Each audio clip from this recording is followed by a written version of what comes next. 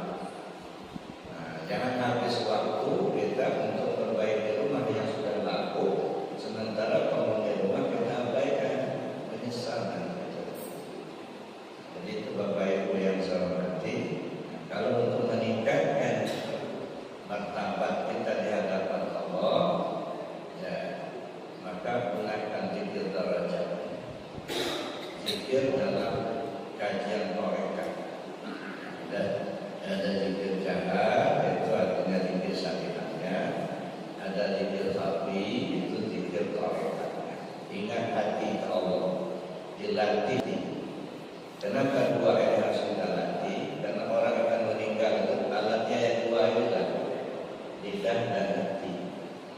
Cuma kadang-kadang banyak orang jauh hari belum mau mati, udah nggak bisa ngomong lagi, sudah sengaja mendekati aja, ya sudah mutabak, lidah sudah nggak bisa ngomong, satu-satunya alat hanya hati.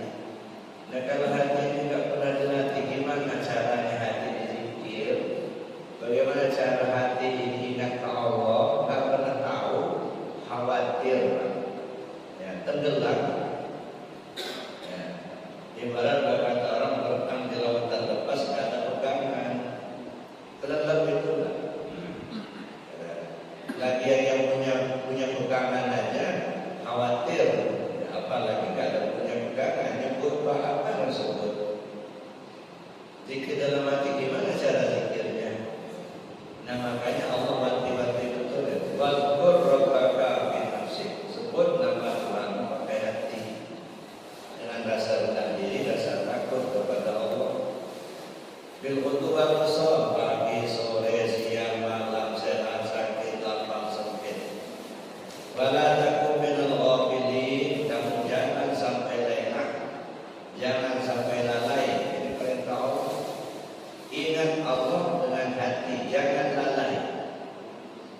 Nah kita ini banyak lalainya, banyak lupanya ketimbang ingatnya. Pada Allah ingatkan betul itu. Wala takum minal ghafilin. Kamu jangan sampai lengah, jangan sampai lalai. Sedetak jantung, sehembus nafas tak ingat Allah, itu lalai. Begitu kita lalai dengan dosa.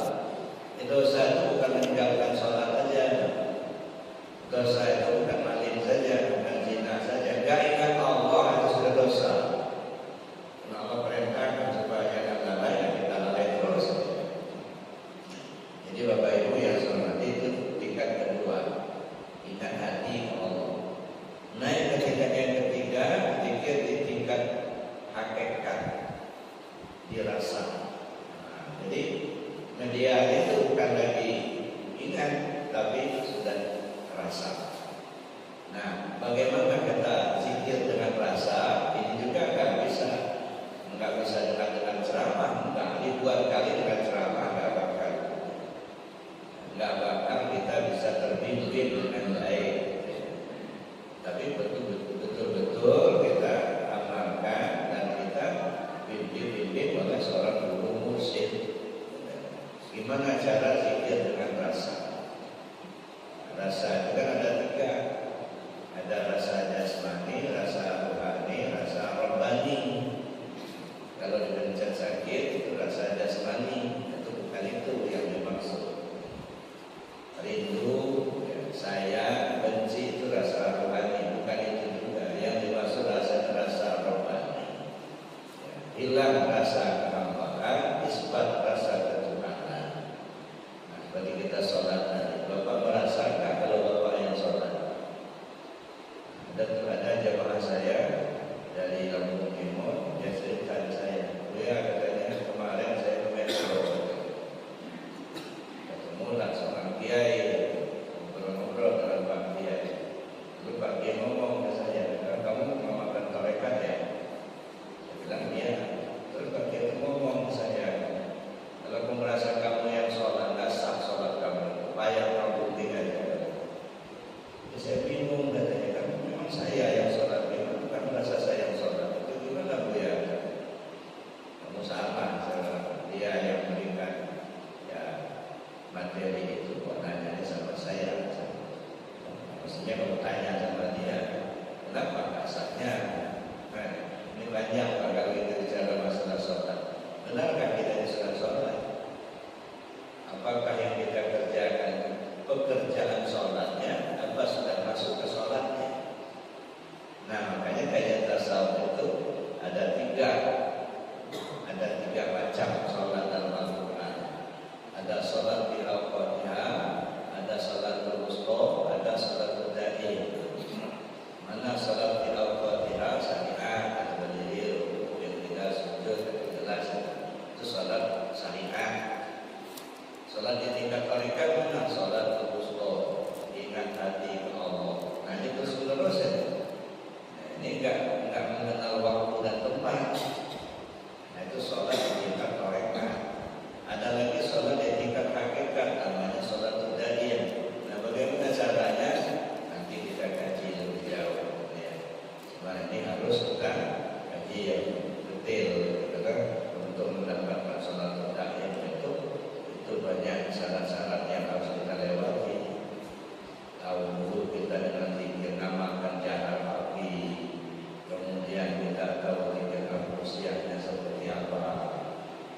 memakomkan zikirnya, kalimat zikirnya seperti apa, sudah hawa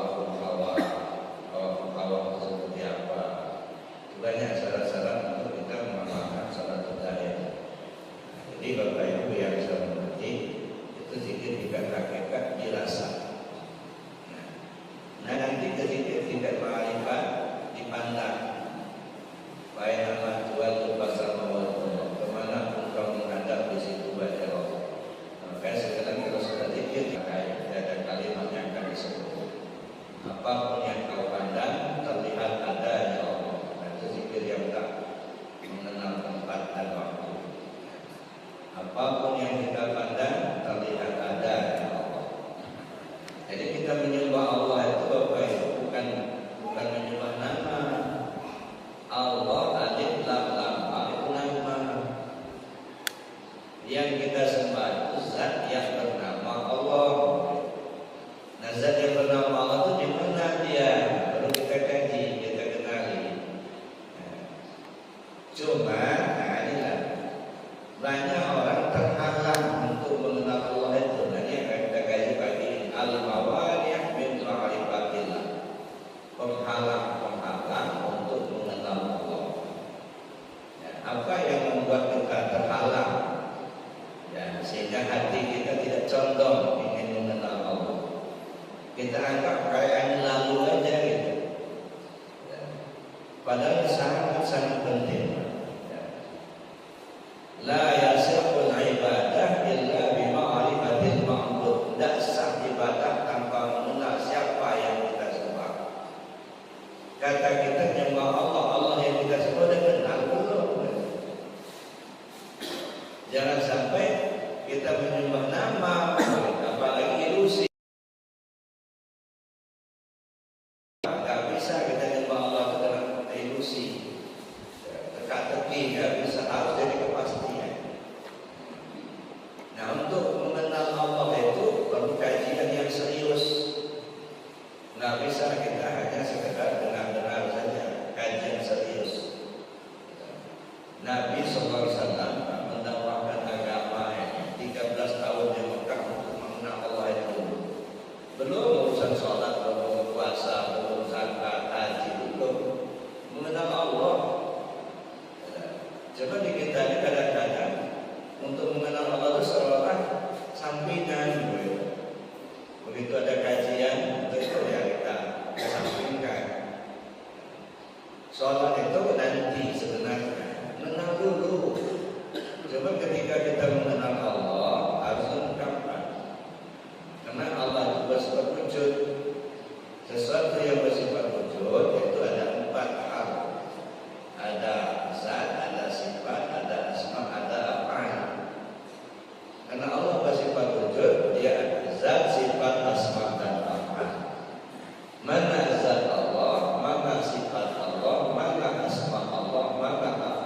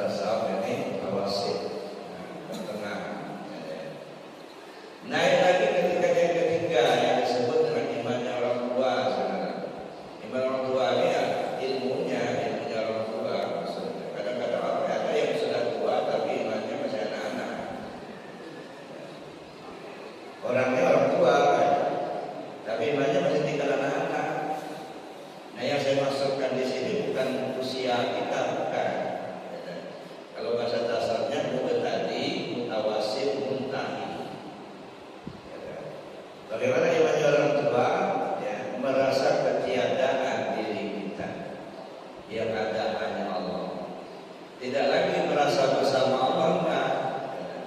Kita tidak ada. Apa yang mau kita merasa bersama? Kalau kita masih merasa bersama Allah, berarti kita masih berdua. Allah ada, kita ada, masih syirik juga. Cuma untuk mereka yang berada di maqam itu sah-sah saja kalau itu yang dia tahu. Tapi bagi mereka yang sampai ke muntahi, tingkat pertama, kedua itu masih syirik semuanya. Jadi kita bagaimana supaya sampai kepada tingkat tauhid yang sempurna. Mana yang al-mawani, penghalang mengenal Allah. Ada dua macam yang menjadi penghalang mengenal Allah. Al-mawani min ma'rifatillah. Pertama maratus sabah, yang kedua maratus subha. Yang kedua maratus sabah, khusus kibir, zulum, idhib, kasratul ma'asi. Itu yang disebut dengan maratus sabah. Yang kedua adalah maratus subha, jahil, irtiab, inhiraf, ghaflah. Ini yang termasuk maratus sabah. Mari kita lihat satu persatu. Bapak Ibu, kenapa tidak mengenal Allah? Orang kadang-kadang menghindar, dianggap sebagai sesuatu yang angin lewat. Padahal dalil-dalil untuk mengenal Allah itu sudah sangat jelas dan banyak sekali. Wa fi anfusikum afala tubsirun. Dalam dirimu kenapa kau tak lihat? Nahnu aqrabu min hablil warid, kami lebih hampir dari urat nadimu. Fa aina ma tuwallu fasammu wajhullah. Dimanapun kau menghadap di situ wajah Allah. Falyanzuril insanu mimma khuliq. Hendaklah manusia memperhatikan tentang dirinya dan apa diciptakan. Itu banyak betul dalil-dalil menyuruh kita untuk mengenal Allah itu. Nah, jadi untuk mengenal Allah, makrifat kepada Allah itu ya bukan sederhana. Harus kita tekuni betul hingga kita sampai mengetahuinya. Tapi ya namanya manusia, kadang-kadang ditutupi oleh nafsu sendiri. Kenapa mereka tetap saja tidak mengenal Allah? Ya, karena salah jalan, atau yang memang didengarnya selama ini cuma dua, isi otak itu dua, bid'ah sama gila. Jangan belajar tasawuf itu bid'ah itu. Jangan belajar tarekat, nanti gila. Isi otak cuma dua saja, bid'ah sama gila. Selamanya sampai mati dia tak bakal ada. Isi otaknya dua saja, bid'ah gila. Dan sekarang sebab uang itu, ya. Kita ada dibodoh-bodohin sama orang Belanda. Ini saya cerita, kenapa orang Belanda sampai mengeluarkan statement seperti itu? Karena ditengarai oleh setengah perannya itu kekuatan rakyat Indonesia itu ada pada ulama, pada orang Islam. Nah, ada kekuatan orang Indonesia itu ada pada orang Islam. Kenapa? Karena orang Islam yang banyak berjuang mengusir penjajah. Di mana letak kekuatan orang Islam itu ada dalam ulama. Karena pada umumnya yang menggerakkan perjuangan ulama. Kita lihatlah beberapa orang penggerak perjuangan ulama dan Imam Bonjol, ya, kemudian Tengku Umar Johan Pahlawan, Cut Nyahdin, dan banyak lagi yang lain, termasuk Wali Songo, pejuang kemerdekaan. Ini pada umumnya ulama yang menggerakkan. Nah, sekarang di mana letak kekuatan ulamanya? Ada pada tasawuf. Nah, kesimpulannya di mana kekuatan Islam itu di tasawufnya. Oleh karena itulah dikembangkanlah, ya, oleh sekolahnya itu supaya umat Islam menjadi belajar tasawuf. Karena disitulah intinya, inti agama di tasawuf itu. Maka dikembangkanlah tasawuf bid'ah, tarekat itu bid'ah, gak ada dasarnya. Nanti kalau belajar nanti akan gila. Itu kan omongan seorangnya dulu, bahasa yang sampai di zaman itu ngaji itu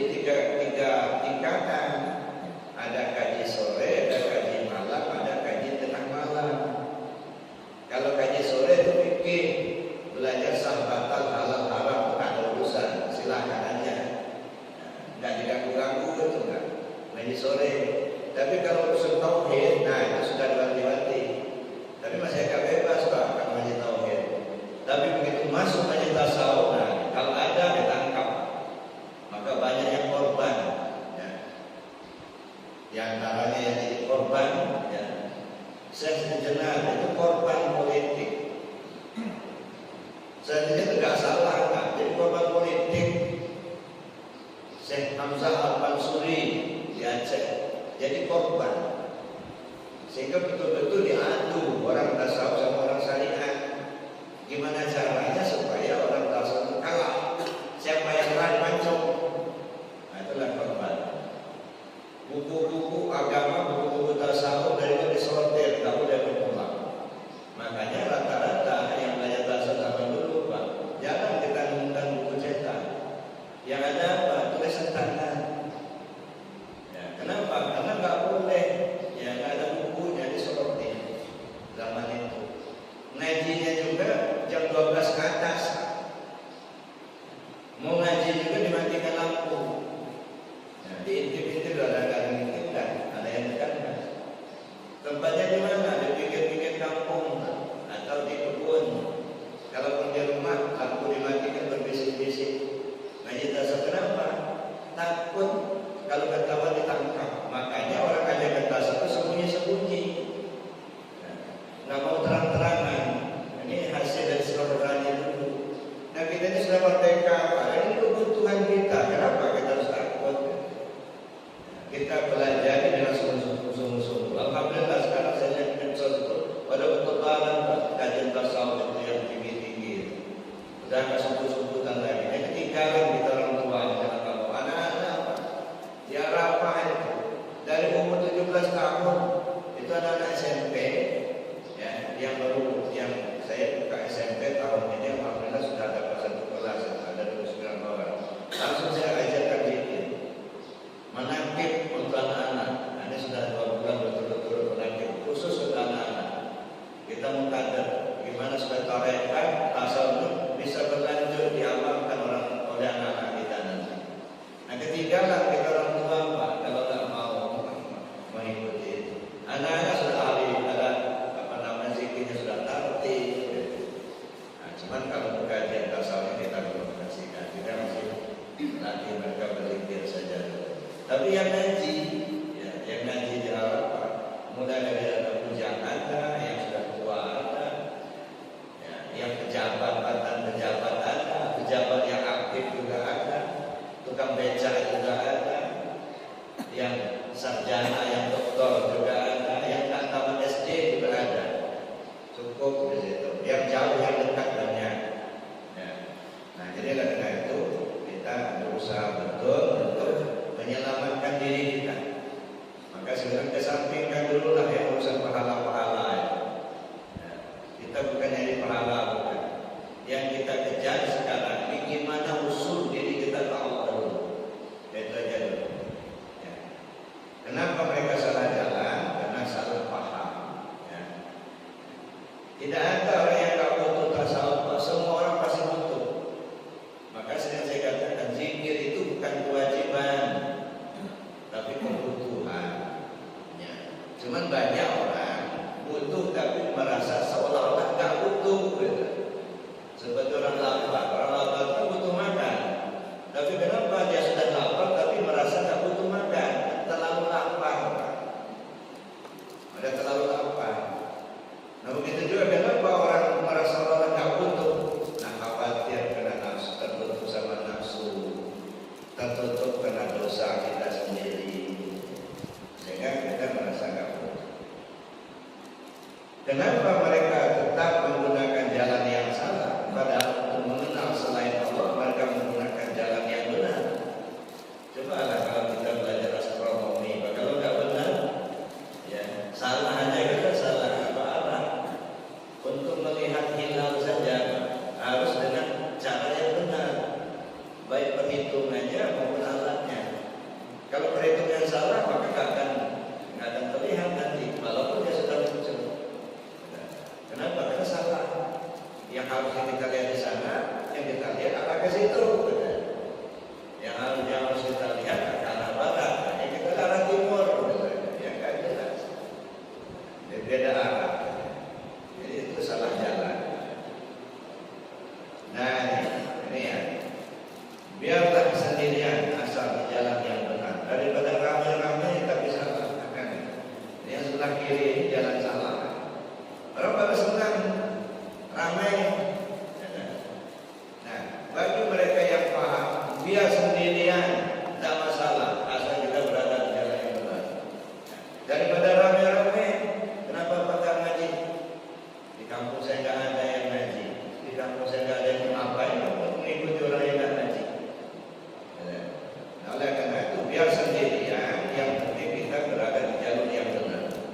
Tidak usah terpengaruh dengan yang lain. Banyak orang yang belajar tarekat los, biarin aja. Kita kan menyelamatkan diri masing-masing, Pak. Ya. Kita bertanggung jawab kepada Allah tentang diri kita masing-masing. Kita nggak diminta untuk bertanggung jawabkan diri orang lain. Nah, yang penting kita selamatkan kan diri kita.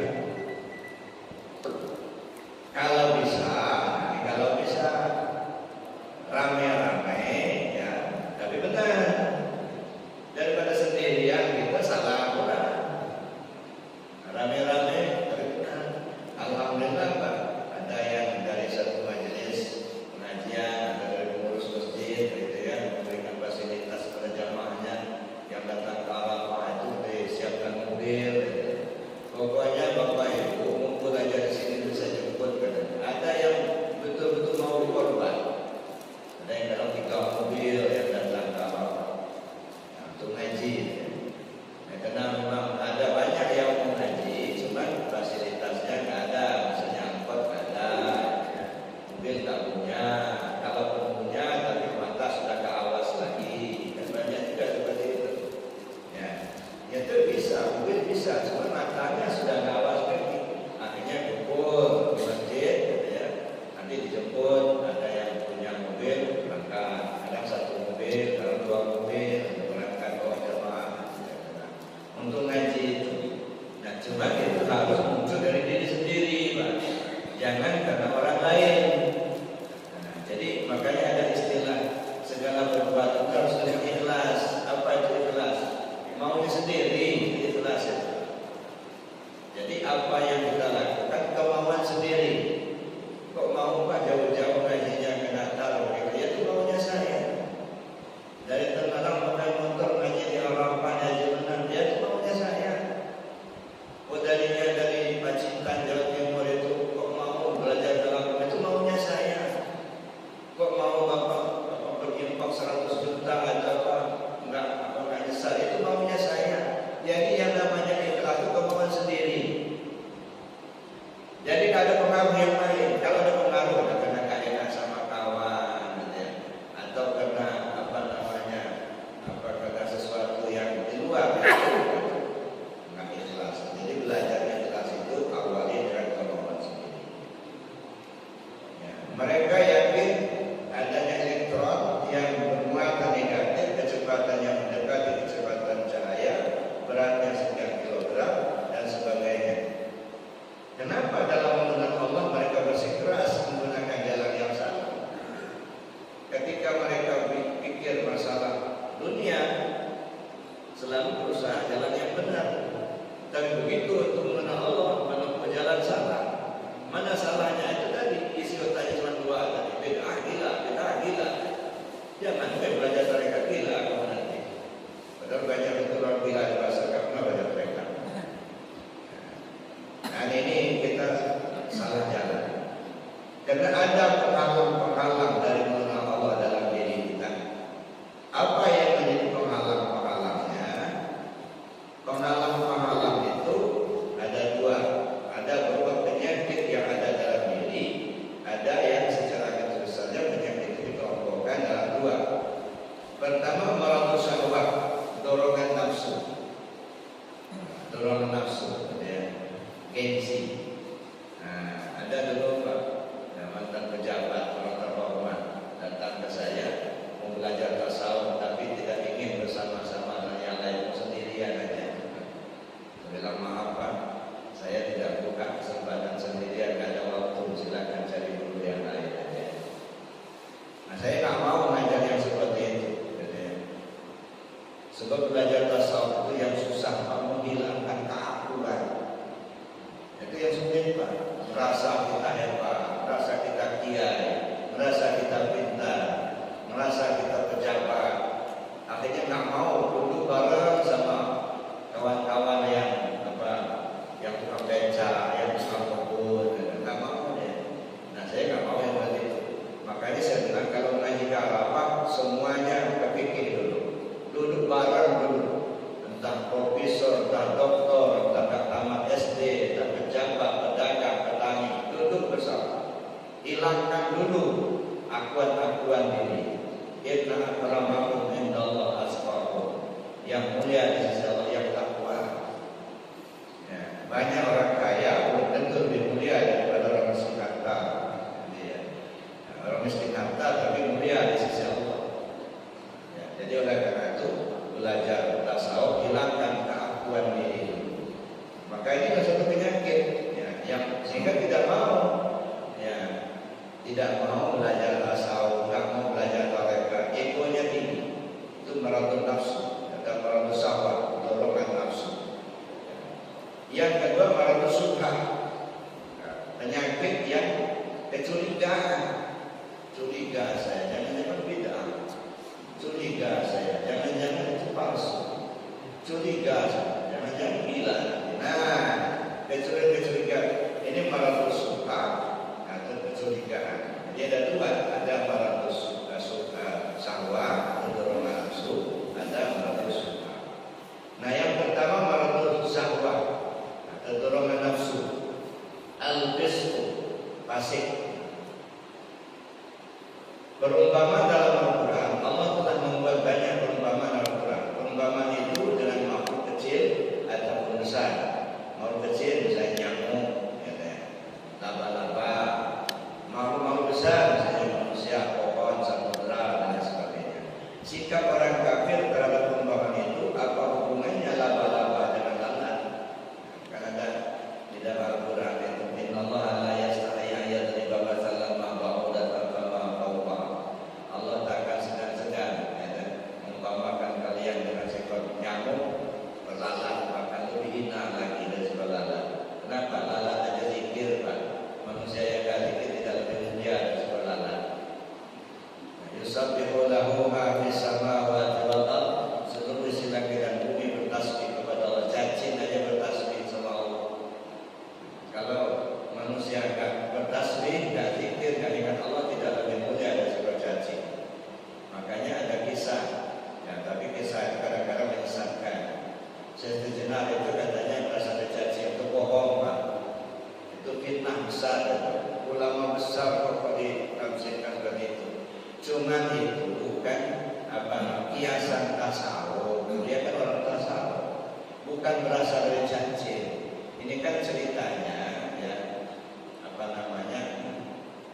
Sunan Bonang, ya, mendadak ilmu dengan Sunan Kalijaga. Jadi Sunan Kalijaga ini kan belajar dengan Sunan Bonang, mendadak ilmu di sebuah danau dengan sampan. Nah, di tengah sampan lagi mendadak ilmu, ulang kajian, ya. Kata Sunan Bonang, nah ini ada yang intip nih, ada yang intip nih. Siapa yang intip? Kita ke tepi dulu. Nah, karena awal mulai kan sampahnya bocor. Nah, bocor ditambah sama dengan si Sunan Bonang itu dengan tanah. Begitu sudah ditambah sama tanah, itu ke tengah lagi. Begitu sampai di tengah, ada yang nitip. Siapa? Nah, kita ke tepi lagi, buka lagi, tanah tadi dibuka, katanya cacing. Jadilah Jenar katanya. Itu fitnah besar. Ya. Itu maksudnya, ini maaf, mohon ampun sama Allah. Ya. Mohon maaf sama Sunan Kalijaga.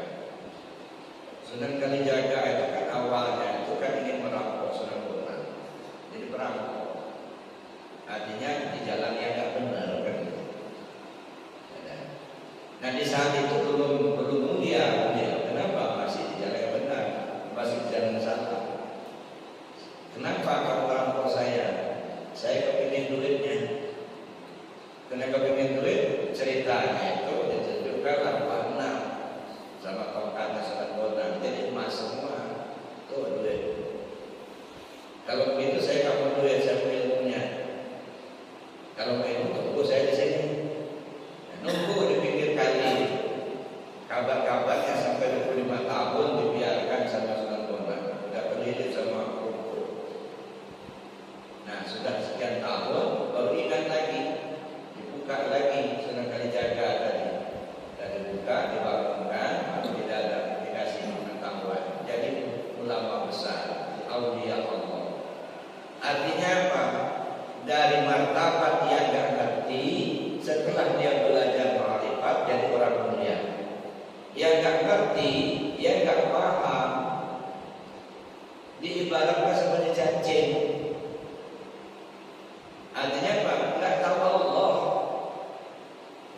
diibaratkan seperti cacing.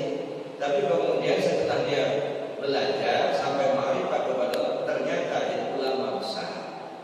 Maka dari cacing berasal dari cacing. Maksudnya itu bukan dirinya berasal dari cacing, bukan. Martabatnya tidak mulia, tidak mulia seperti cacing. Tapi begitu dia sudah belajar ketuhanan, paham dia jadi wali Allah, akhirnya jadi martabat mulia. Jadi manusia sempurna, kan begitu. Nah begitu saya dikenal itu. Jadi jangan kita salah tangkap, artinya bahasa cacing, nanti kita dibodoh-bodohin orang. Nah, manusia sempurna kok beliau. Baik apa itu yang saya hormati. Nah ini yang yang menjadi penghalang. Nah fasik tadi di dalam Al-Quran kan sudah jelas ya. Kita lihat alif lam mim, alif lam mim. Ya. Jadi manusia ini terbagi tiga. Kalau dalam Al-Fatihah kan ihdinas siratal mustaqim, siratal ladzina an'amta 'alaihim ghairil maghdubi 'alaihim waladdallin. Kan tiga macam manusia. Pertama, manusia yang an'amta 'alaihim. Siapa mereka? Para aulia, para sholihin, para anbiya, para mursalin, para syuhada. Itu orang-orang sholihin. Ini namanya an'amta 'alaihim, yang sudah mendapat nikmat dari Allah. Kita rindu seperti mereka, kita ingin seperti mereka. Maka kita minta ihdinas siratal mustaqim, siratal ladzina an'amta 'alaihim. Tunjukkan kami jalan yang lurus, jalan yang sudah kau beri nikmat kepada mereka. Siapa mereka? Para anbiya, para mursalin, para auliya, para syuhada, para sholihin. Kita ingin seperti mereka. Kenapa? Karena mereka dapat rahmat, nikmat dari Allah. Ini namanya an'amta 'alaihim, kelompok pertama. Ada kelompok kedua. Apa kelompok kedua? Maghdubi 'alaihim. Maghdub itu apa? Dimurkai Allah. Sudah dikasih iman, tetapi nggak diamalin. Iman sudah ada, tapi larangan dikerjakan juga. Allah murka ada mereka. Kasih nikmat, tapi nggak disyukuri. Ini orang-orang maghdub. Yang ketiga dhalin. Dhalin itu orang sesat, nggak percaya sama Tuhan, nggak percaya sama Allah, nggak ada iman. Itu dhalin. Nah, jadi tiga. Ini dalam Al-Fatihah itu tiga. An'amta 'alaihim, maghdubi 'alaihim, dan dhalin. Kalau surah Al-Baqarah alif lam mim. Alif itu menunjukkan iman. Ya.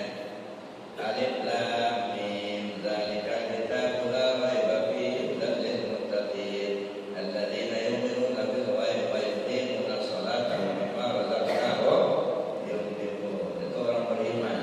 Orang beriman itu lambangnya alif. Ya. Kenapa alif? Alif itu di mana saja dia ditulis dia tetap berdiri, Pak. Ditulis di pangkal kalimat berdiri, di tengah kalimat berdiri, di ujung kalimat berdiri. Konsekuen ya, alif.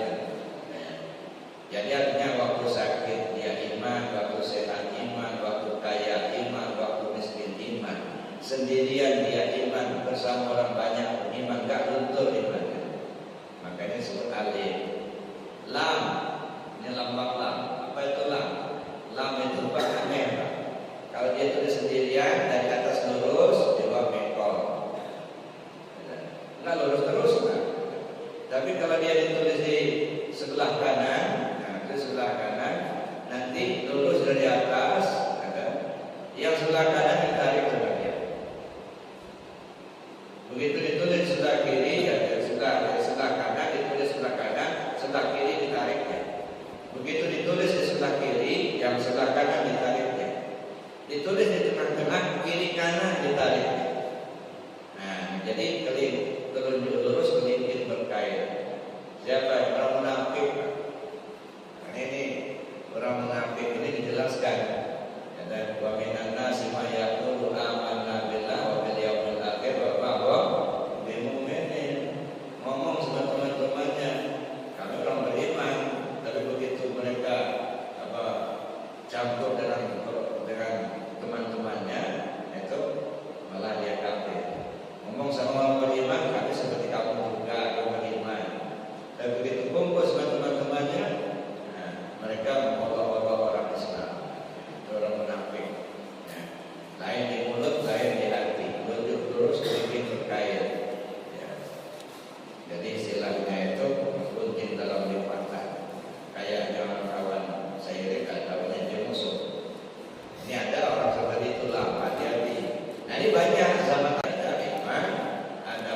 musyrik, ada kafir. Nah, yang beriman ini 3 macam juga. Yang pertama ada yang muttaqin, sami'na wa ata'na. Begitu dia tahu, dia laksanakan. Itu namanya orang beriman, orang muttaqin.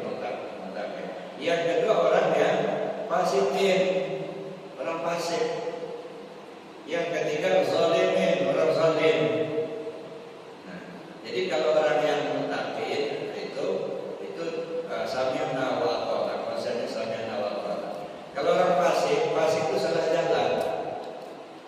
Dikira kalau sudah bagus lah, kalau baik-baik sama tetangga, walaupun tak sholat, tak puasa, asal baik aja sama orang, dikira sudah bagus. Itu orang fasik, salah jalan. Nah, konsep dasarnya salah jalan orang fasik ini konsep dasarnya semuanya semuanya bagus, semuanya iya. Semuanya tidak. Kamu judi ya enggak, kamu maling enggak, kamu sholat enggak juga, orang fasik. Itu maling enggak, judi enggak pernah, tapi sholat enggak juga, orang fasik. Dengan tidak dapat, dengan dia tidak melakukan dosa, seharusnya dia masuk surga. Tapi karena dia enggak ada ibadah, enggak ada pahalanya, enggak jadi masuk surganya. Ini orang fasik, salah jalan. Ada orang zalim. Orang zalim itu semua iya. Kamu sholat, oh iya, perlu itu. Puasa, iya, pernah putus. Tapi maling, iya juga.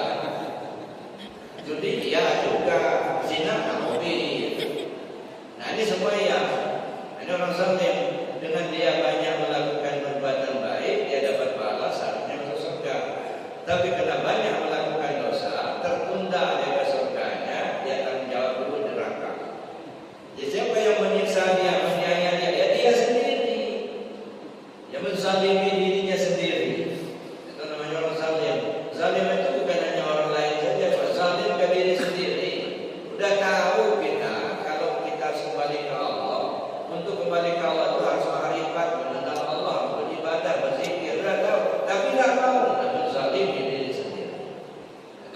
Kita zalimi diri kita. Udah tahu kita kalau bohong itu dosa, tapi terus-terusan bohong terus. Kalau nggak bohong, gatal lidahnya. Menumpuk kebohongan. Itu namanya orang zalim, menzalimi diri sendiri. Makanya manusia mukmin itu, orang beriman itu 3. Ada muttaqin, ada fasikin, ada zalimin. Nah, yang fasik ini gimana tadi ya? Itu salah jalan. Ya. Nah, orang fasik, ciri-ciri orang fasik merusak janji Allah yang telah diterapkan dengan teguh. Janji itu adalah mentauhidkan Allah. Ini kan janji kita sama Allah. Waktu turun ke bumi, alastu birabbikum, apakah saya Tuhan kamu? Qalu bala sayyidina. Benar ya Allah, kau Tuhan kami. Katanya dulu. Begitu turun di bumi, enggak percaya lagi sama Allah. Kalau pun percaya sama Allah, enggak mau bertauhid sama Allah. Nah, ini orang yang fasik, salah jalan. Kemudian janji itu juga pengakuan bahwa Nabi Muhammad adalah Rasul. Kita sudah ikrar. Asyhadu an la ilaha illallah, asyhadu anna Muhammadar Rasulullah. Udah ikrar, cuman tahu kalimatnya. Maksudnya apa? Asyhadu an la ilaha illallah, asyhadu anna Muhammadar Rasulullah. 2 kalimat syahadat, 2 kalimat. Maksudnya kalimatnya apa nih? Kalau bahasa Indonesia-nya aku bersaksi tidak ada Tuhan selain Allah, aku bersaksi Muhammad Rasulullah. Nah, itu ahli bahasanya. Boleh-boleh saja dialihkan ke bahasa apapun yang penting mengerti. Ya, la ilaha illallah, tidak ada Tuhan selain Allah. Dialihkan ke bahasa Lampung, bisa mengendok Tuhan makanya Allah. Dialihkan ke bahasa Minang, bahasa Palembang, silakan, nggak masalah. Yang penting kita ngerti. Cuman yang kita ingin cari itu isinya apa? Asyhadu an la ilaha illallah, asyhadu anna Muhammadar Rasulullah, bahasa Arab. Aku bersaksi tidak ada Tuhan selain Allah, aku bersaksi Muhammad Rasulullah, bahasa Indonesia. Isinya mana? Makanya saya bilang 2 kalimat